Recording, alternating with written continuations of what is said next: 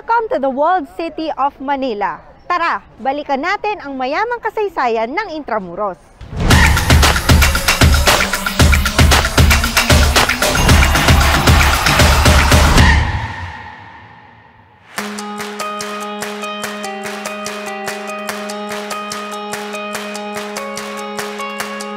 Ang walled city of Intramuros ay itinayo noong 16th century para protektahan ang area na ito sa external invasions. Nagsilbi itong religious, military, and political base ng mga Espanyol. Ang mga pwede lamang tumira sa Intramuros ay ang mga Espanyol at mga Mestizos. Bago naging Intramuros, ito ay tahanan ng mga Indianized Malayan Islamic settlement.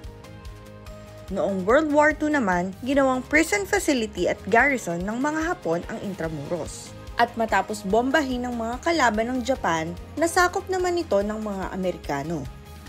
Sa Maynila, ang Intramuros na lang ang may Spanish-era look at well-preserved nga ito ng Intramuros administration.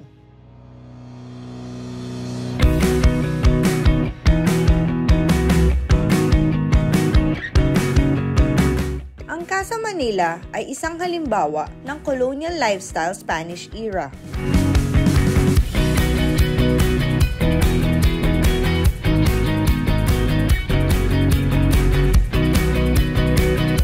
Pero ang Casa Manila ay hindi talaga parte ng sinaunang Intramuros. Ito ay kinumisyon ni dating First Lady Imelda Marcos noong 1980s. Replika ito ng 1850 San Nicolas House na dating nasa Calle Habaneros sa Binondo.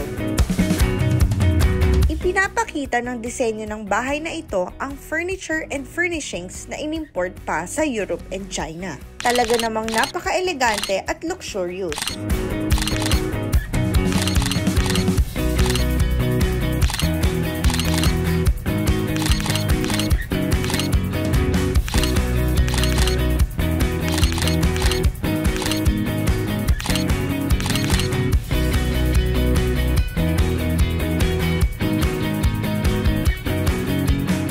Sa tabi ng Casa Manila, makikita ang Cafe Intramuros.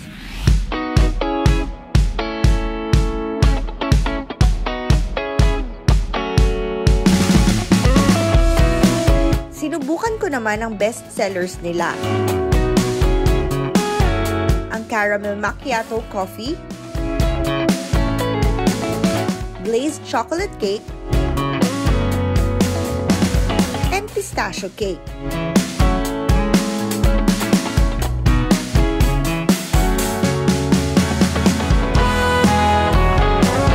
Very complimenting ang lasa nito at hindi gaanong matamis.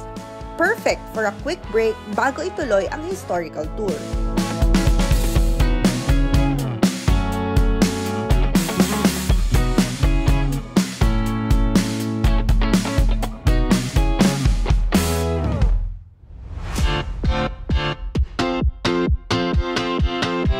Sa mga gusto ring bumili ng souvenirs, meron ding available sa tabi ng Cafe Intramuros, ang Tesoros Souvenir Shop.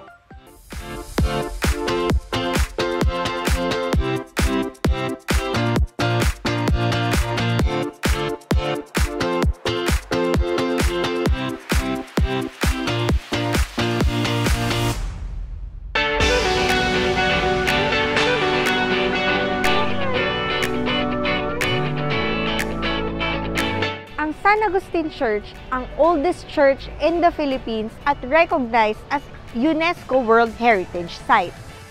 At nito lamang March 15, 2024, na-unveil ang World Heritage Site na marker na ito.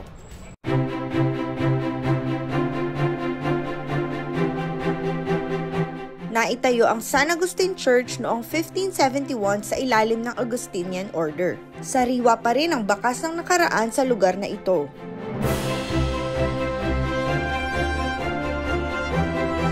Ang San Agustin Church ay itinayo ng Augustinian friars noong 16th century.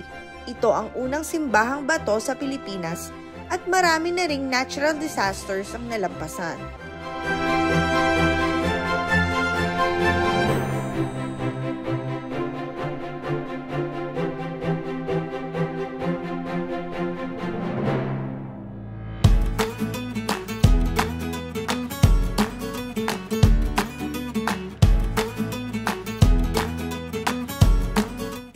nandito tayo ngayon sa Museo de San Agustin sa Intramuros, Manila.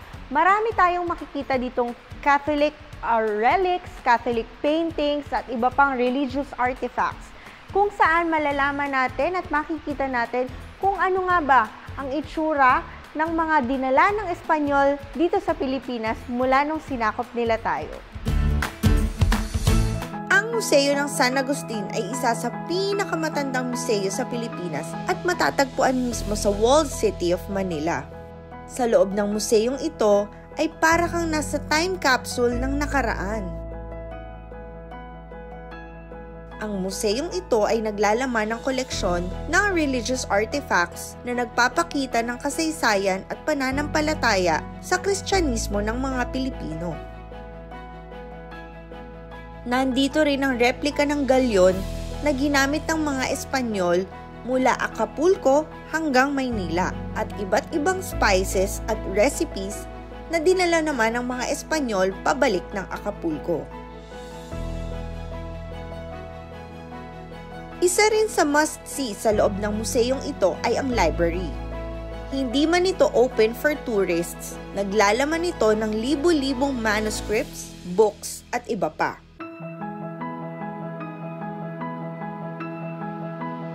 Ang 44-step stairs na ito naman, na may intricate paintings at natural light, ay paakyat papunta sa second floor ng museum.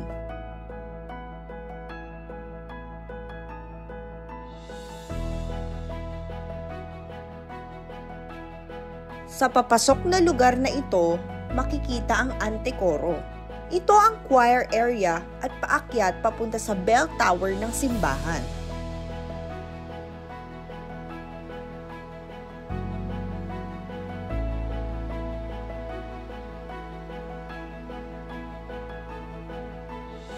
Ang choir books ng San Agustin Convent ay nakadisplay pa rin dito.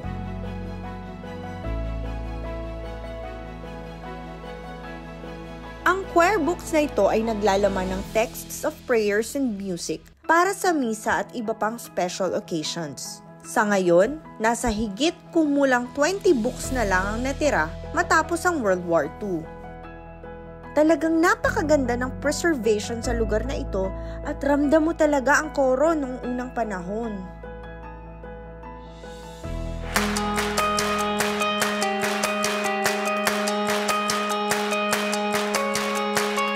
Matapos libutin ang museo, maaari rin kayong magkape sa San Agustin Cafe at mamangha sa interior design ng lugar na ito.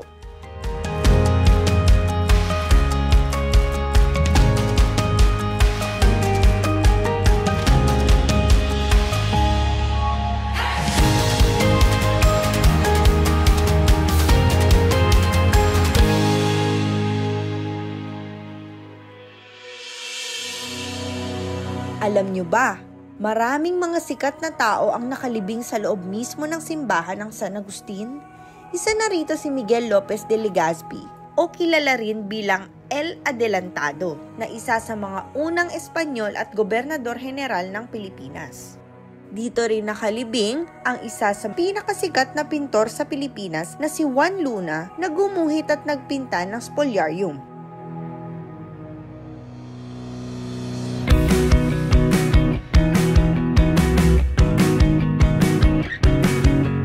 Nandito tayo ngayon sa Manila Cathedral at isa ito sa mga simbahan na nandito sa loob ng Intramuros.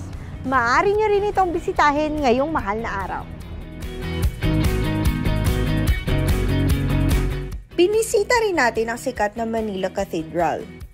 Itinayo bilang isang simpleng simbahan noong 1571 na gawa lamang sa nipa at bamboo. Pero 10 years later, idineklara ito bilang cathedral matapos ma-establish ang Diocese of Manila. At noong 1981, matapos bisitahin ni dating Pope John Paul II, idineklara naman itong minor basilica. At katulad ng San Agustin Church, marami ring artworks and religious and sacred relics ng mga santo at dating Santo Papa ang nakalagay dito.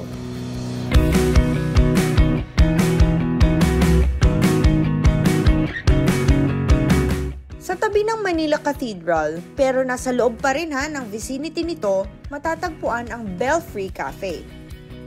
Ang pangalan mismo ng cafe ay hango sa kung saan ito nakatayo, ang Ground Belfry o Ground Bell Tower ng Manila Cathedral.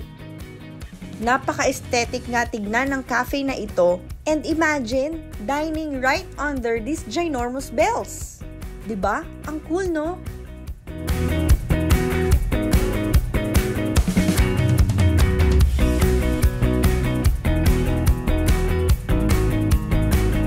At hindi rin natin palalampasin ang isa sa mga sikat at talaga namang to cap off your tour vibe dito sa Intramuros Dining at La Cathedral Cafe. Sinubukan ko nga rito ang chorizo and gambas paired with red wine. O di ba? Ang lakas makatita.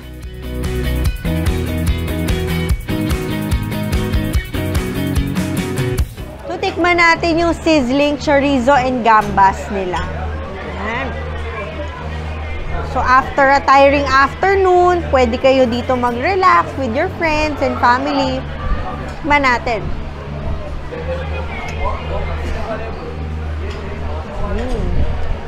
Sarap. Very Spanish yung lasa niya. Authentic.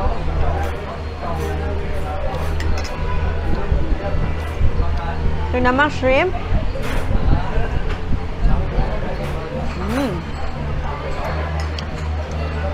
Sarap din. Siyempre, paired with wine.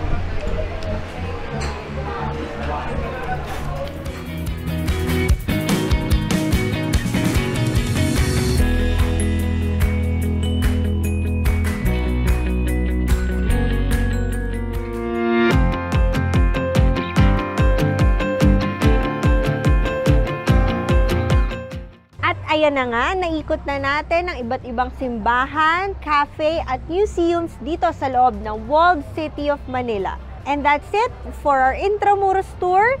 This is Kyla. See you again on our next episode of Publiculture. Bye!